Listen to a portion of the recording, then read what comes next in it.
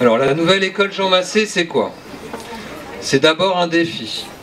Ouvrir une nouvelle école, c'est d'abord un grand défi relevé grâce à des professionnels qui ont travaillé d'arrache-pied pour que l'ouverture de l'école en début d'année soit effective et que les élèves soient accueillis dans de bonnes conditions et en sécurité dès le lundi 5 septembre 2011.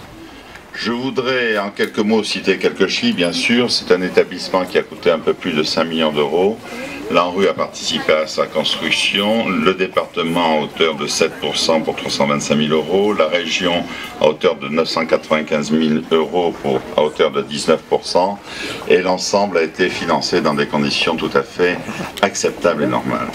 Je voudrais non pas décrire cette école qui a été décrite tout de suite par M. Gourmandy, qui est où, qui se cache, qui est très modeste, mais qui fait un travail remarquable.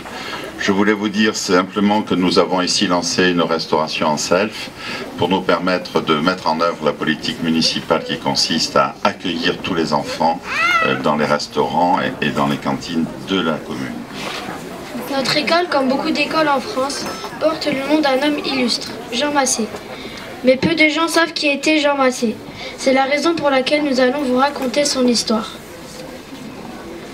Quand Jean Massé naît en 1815, c'est la Restauration, le retour au pouvoir des rois après la Révolution.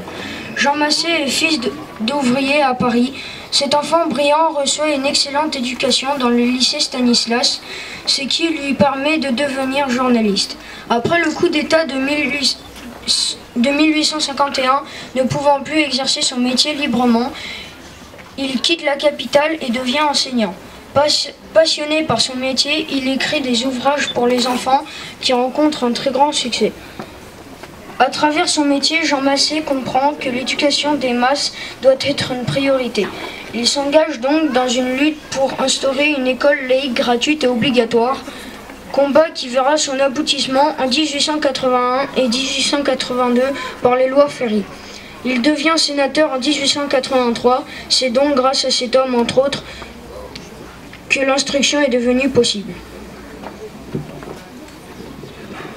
Nous sommes fiers en tant qu'élèves du XXIe siècle de rendre hommage à cet homme du XIXe siècle et que notre école porte son nom. Merci à tous. Avec Carlos da Silva, nous représentons le Conseil général de l'Essonne et son président Jérôme Gage pour la participation du Conseil général au financement de cette nouvelle école. Cette nouvelle école, vous les élèves, les parents, les enseignants et l'équipe de direction, vous l'avez bien mérité. Je salue à mon tour Monique Coll, directrice jusqu'à l'an passé, qui a défendu avec ses collègues et les parents la nécessité d'en finir avec les précédents préfabriqués, ces bâtiments de substitution dont on connaît la date d'arrivée, mais rarement celle de départ. Vous avez été nombreux à demander une école digne de ce nom, digne de son nom, Jean Massé, comme les enfants viennent de nous le rappeler, ce fils d'ouvrier, devenu enseignant puis sénateur, et qui, en créant, en 1866, la Ligue de l'enseignement, œuvra pour une école gratuite, obligatoire et laïque. Ayant fréquenté cet établissement dans mon plus jeune âge, je suis particulièrement honorée aujourd'hui d'inaugurer la reconstruction de cette école qui s'inscrit dans un projet plus vaste, comprenant également la construction d'un centre de loisirs sans hébergement. Je tiens également à cette occasion à rendre hommage aux enseignants qui ont exercé et qui exercent encore aujourd'hui avec la volonté et l'envie d'éduquer et de transmettre un savoir aux enfants de ce quartier. Je voudrais remercier, comme tout le monde, tous ceux qui ont contribué, remercier les enseignants évidemment qui se donnent un mal fou pour enseigner à ces petits-enfants à être travailleurs, à être disciplinés, à bien travailler, à apprendre leurs leçons. Il faut qu'ils sachent, tous sont petits. Moi, on m'avait dit quand on était tout petit un jour, vous serez peut-être cadre de la société. Et bien, je vous dis aussi, peut-être qu'un jour, les enfants, si vous travaillez bien, si vous faites attention, si vous apprenez vos leçons, si vous êtes gentil avec votre maîtresse, si vous apprenez bien vos leçons, eh bien, peut-être un jour, vous serez à notre place.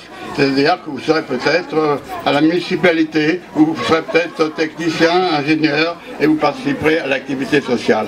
C'est ça votre avis, c'est ça votre avenir, et c'est pour ça que vous êtes ici. Alors les enfants qui sont tous là, travaillez bien, suivez bien vos maîtresses, Et puis, finalement, passez tous, non pas forcément le bachot, mais apprenez un métier pour pouvoir bientôt, dès que vous êtes grand, gagner de l'argent, fonder une famille, avoir même des enfants et que tout ça recommence. Donc les enfants, on compte sur vous, cette école c'est pour vous, soignez-la, soyez heureux et travaillez bien. Merci. Bonheur, monsieur le sénateur. Oui, bonheur. Madame l'inspectrice, bonheur d'une école belle, claire, ensoleillée, où les enfants ont envie de s'amuser aussi, et de travailler bien, d'apprendre. Bonheur de voir un quartier en cours de rénovation largement entreprise.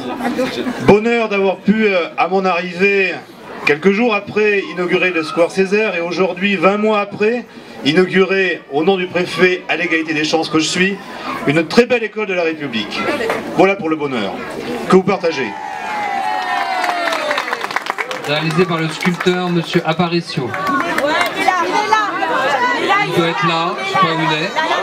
Voilà, on peut l'applaudir. Bravo. Très belle.